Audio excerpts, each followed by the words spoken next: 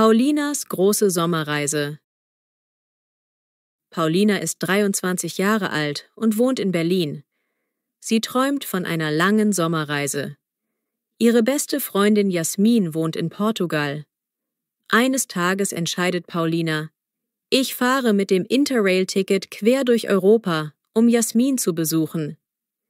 Sie kauft ein Interrail-Ticket, plant Routen, schaut sich Reiseführer an. Sie will verschiedene Städte besuchen, Sprachen hören und neue Freunde finden. Ihre Eltern sind erst skeptisch, doch Paulina sagt: Ich bin erwachsen und möchte die Welt sehen. Am Tag X steht sie mit einem Rucksack am Berliner Hauptbahnhof. Sie hat Sportschuhe, einen Reisepass, einen kleinen Schlafsack und viel Vorfreude dabei. Der Zug rollt los. Paulina winkt aus dem Fenster. Nach ein paar Stunden kommt sie in Prag an. Eine Stadt voller Geschichte, Brücken und schöner Architektur. Paulina bummelt durch die Altstadt, isst ein süßes Gebäck namens Trdelník und bestaunt die Karlsbrücke. Im Hostel lernt sie Julia aus Frankreich und Pietro aus Italien kennen. Sie gehen zusammen abends aus und teilen Reisestories. Paulina tauscht Instagram-Accounts mit ihnen. Sie fühlt sich nicht mehr allein. Am nächsten Morgen fährt sie nach Wien. Im Zugabteil sitzt ein älteres Ehepaar, das ihr von Wiener Kaffeehauskultur erzählt. Paulina lächelt und schreibt sich Tipps auf. In Wien besichtigt Paulina das Schloss Schönbrunn, isst ein Stück Sachertorte und hört auf der Straße einen Geiger, der Mozart spielt. Sie denkt: Wien ist so elegant und hat eine tolle Kultur. Im Hostel in Wien merkt Paulina plötzlich, dass ihr Portemonnaie nicht im Rucksack ist. Sie erschrickt. Hat sie es verloren? Zum Glück findet sie es bald unter dem Bett. Sie atmet erleichtert auf. Am übernächsten Tag nimmt Paulina den Zug nach Slowenien, genauer nach Ljubljana. Unterwegs sieht sie Berge, Flüsse und weite Landschaften.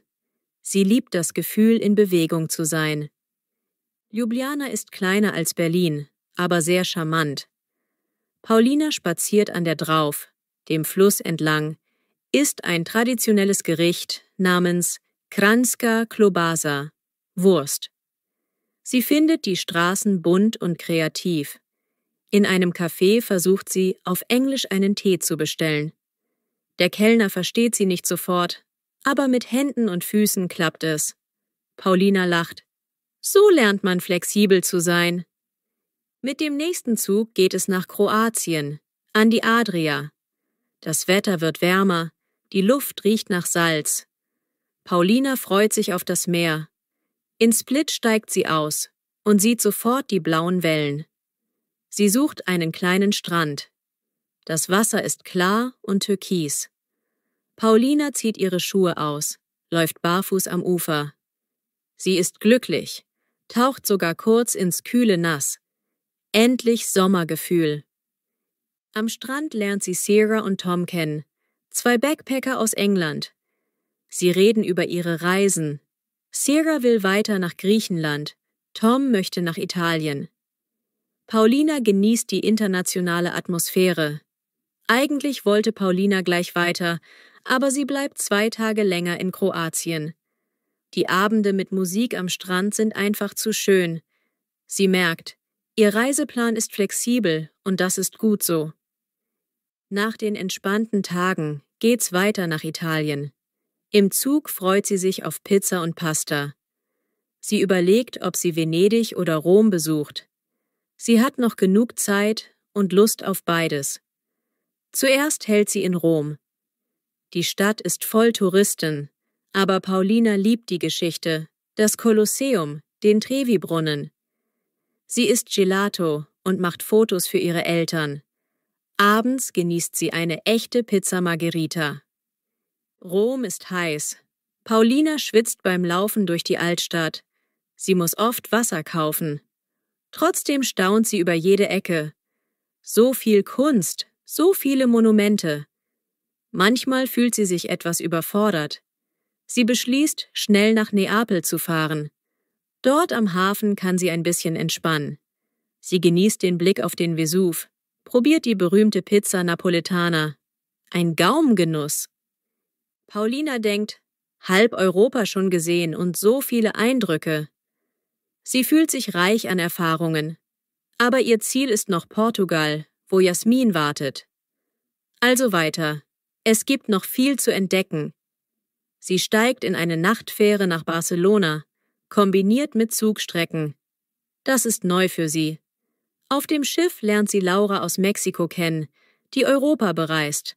Sie tauschen Reisepläne aus. In Barcelona besichtigt sie die Sagrada Familia, schlendert über die Rambla und probiert Tapas. Sie genießt die südländische Lebensart. Es ist warm, die Sonne scheint, die Leute sind freundlich. Auf einer vollen Straße versucht jemand, ihren Rucksack zu öffnen. Paulina merkt es und dreht sich schnell um. Der Dieb rennt weg. Sie ist geschockt, aber froh, dass nichts passiert ist. Eine Erinnerung.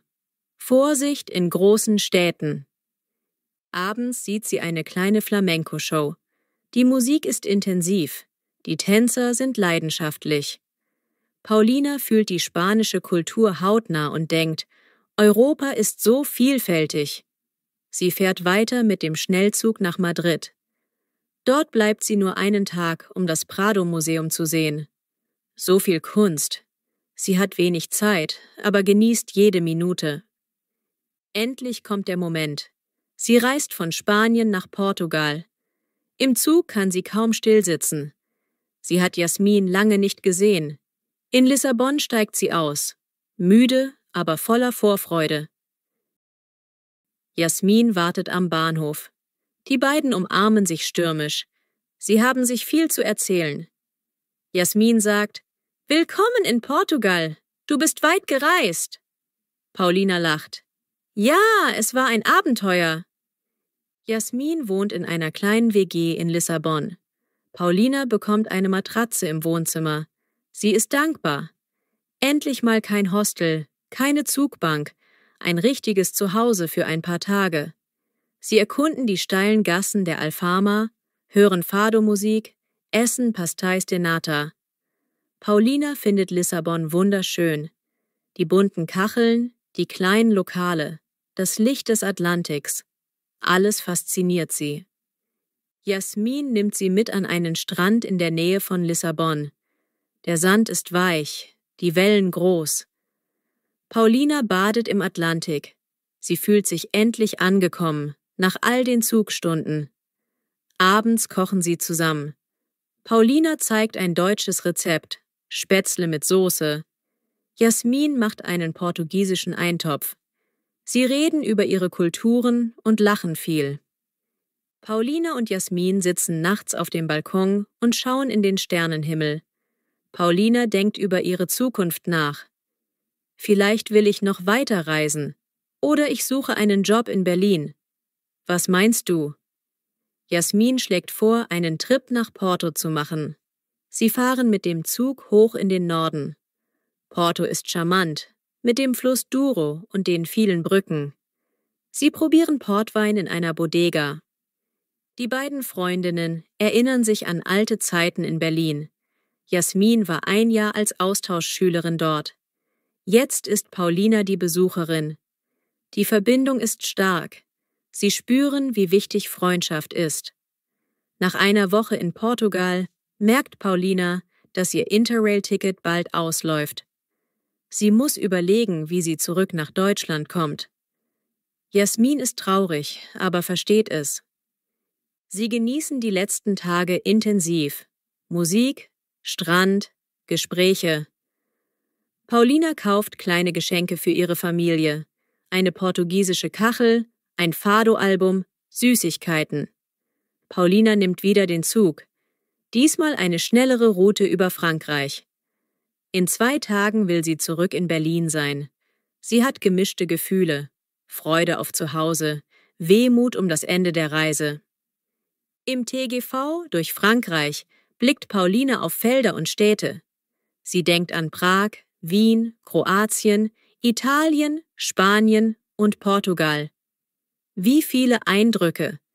Sie schreibt in ihr Reisetagebuch.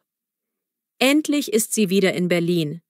Ihre Eltern holen sie ab, umarmen sie. Paulina fühlt sich etwas fremd, aber auch froh. Sie hat viele Geschichten zu erzählen und Fotos zu zeigen. Zu Hause reflektiert Paulina: Ich habe so viel erlebt, neue Sprachen gehört, neue Freunde gefunden. Diese Reise hat mich mutiger gemacht.